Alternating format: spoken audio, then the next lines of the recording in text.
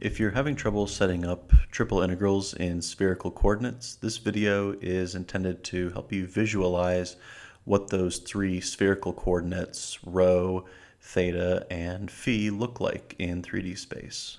We're going to start by looking at this point in 3D space, and the first coordinate we're going to look at is rho. Rho is defined as the distance from the origin, and you can think of it like a 3D radius, or later when we start making solids, this is going to be the radius of our sphere. Theta is measured the same way that it is in polar or cylindrical coordinates, where we start from the positive x-axis and we rotate towards the positive y-axis. You're probably more used to seeing this in 2D space, so make sure that you're starting it at the right position with the positive x-axis and sweeping towards the y-axis.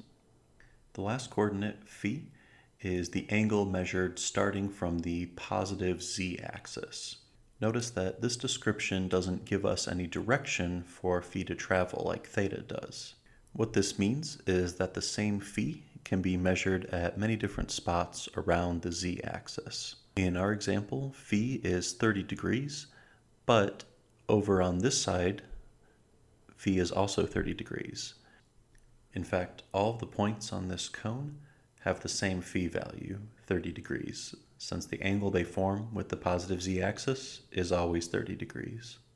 Next, let's think about the possible values for our three coordinates. Starting with rho, we only want to consider positive values for our distance, so we're going to say that rho has to be greater than or equal to 0. In the diagram, you can see what happens when we let rho fluctuate between 0 and 1. Next is theta, and if we start at theta equals 0 and go up to theta equals 2 pi, then what we've done is swept in a complete circle, and that circle is going to encompass all of 3D space. So theta is in between 0 and 2 pi. The last one is phi, and this one might be a little bit counterintuitive the first time you see it, but it makes sense if you think about the values of phi needing to sweep all of 3D space. So if we start at phi equals 0 and slowly increase it, we can see this cone almost blooming out of the z-axis until eventually it reaches pi over 2. And when phi is pi over 2, then we've swept all the way down to the xy plane. And so if we then continue to increase phi, then we start to get this cone in the negative z. And at the bottom here, we've swept all of 3D space, but note that phi hasn't gone around in a complete circle. Phi has started at 0, but the angle of phi down at the negative z-axis here at the bottom is equal to pi. So we say that phi is going to be in between 0 and pi. If we put all these together to try and define a solid sphere of radius 1, then we can say that rho is in between 0 and 1,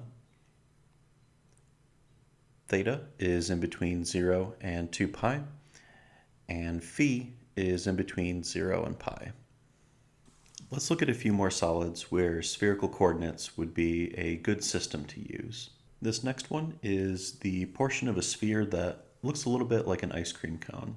The sphere reaches out to a radius of 1 at the edge, so we say that rho is in between 0 and 1.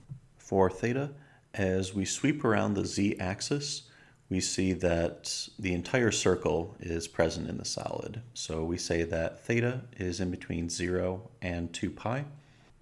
And lastly, for phi, since this cone forms a 45-degree angle, or a pi over 4 radians angle with the xy plane, we're going to say that phi, starting at the positive z-axis, is between 0 and pi over 4. These three ranges for rho, theta, and phi form the bounds for our triple integral. So we can find the volume of this solid by looking at a triple integral that is integrating 1. The last solid I want to look at is a quarter of a sphere. Again, rho is going to be between 0 and 1, but I want you to think and see if you can figure out what theta and phi are for this solid.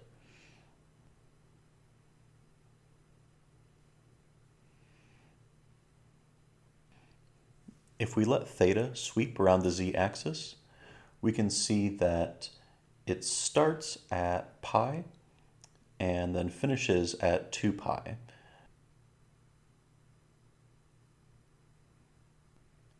Phi starts below the xy plane, so our starting point or lower bound for phi is going to be pi over 2 at the flat xy plane, and then it's going to extend all the way down to phi equals pi. While I have this example up, I thought I would show you something interesting that can happen with rho. Let's say that rho in this case is between 1/2 and 1. Then we wouldn't start at the origin, we would start with rho equals 1/2. So we get this hollow sphere effect.